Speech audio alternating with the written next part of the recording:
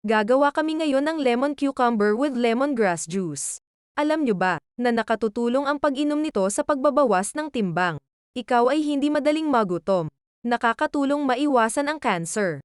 At mapabagal ang namomoong prostate cancer. Pinapababa ang iyong blood pressure. At pinagaganda ang iyong balat.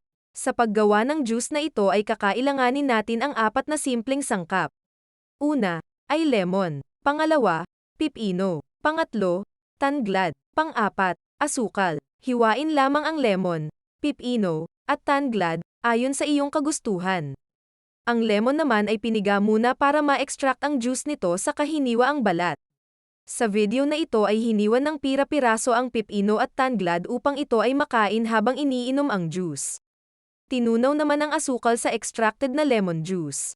At hinati sa 4 na baso.